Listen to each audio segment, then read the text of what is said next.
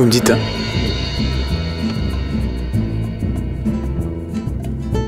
Je reçois une lettre d'information de Gallimard, je crois tous les 3 mois. J'ai lu un pitch, qui était donc le pitch du dernier roman à l'époque de Camille Laurence, qui s'appelait Celle que vous croyez. Dans un premier temps interpellé, j'ai eu envie de lire le livre, j'ai demandé à le lire et j'ai été totalement emporté par la lecture du livre. Et tout en le lisant, j'y ai vu potentiellement une adaptation de film. Et ensuite, je me suis lancé avec Julie Père dans ce travail de scénario. Vous êtes sur les réseaux sociaux, docteur ?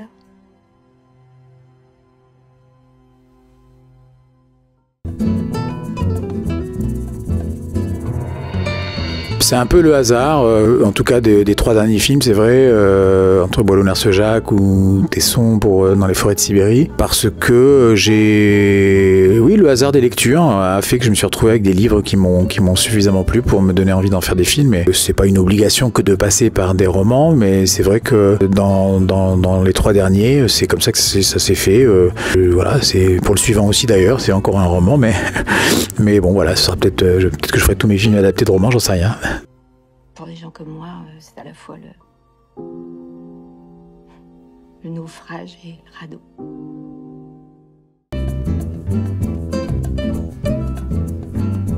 C'est-à-dire qu'à l'écriture, avant même l'écriture, à la lecture, je dirais, du roman, on en a parlé avec Camille Laurence, c'est vrai qu'on a évoqué quelques actrices et d'évidence, Juliette Binoche s'est imposée, j'ai envie de dire, à elle et à moi, et au roman, et donc au film, parce que au fond, une actrice comme elle, un rôle comme celui-là, dans lequel il y a une dimension, comme je le disais, romanesque, vertigineuse, une femme plurielle. Je pense que pour une actrice comme Juliette Binoche, c'était un vrai défi, et que voilà, c'est quelqu'un qui aime les défis, qui aime la difficulté, qui aime se mettre en danger, qui n'a pas peur de sortir de sa zone de confort, et que je crois que ce personnage lui donnait toutes ces possibilités-là.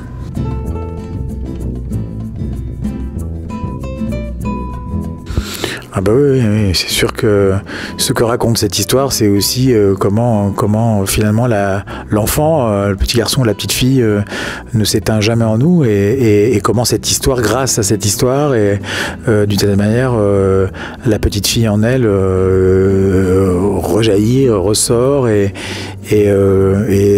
tout est possible d'un coup, tout redevient possible, quoi. Tout est nouveau, tout est perspective, tout est projet, tout est devant. Et ça, je trouvais que c'était assez intéressant.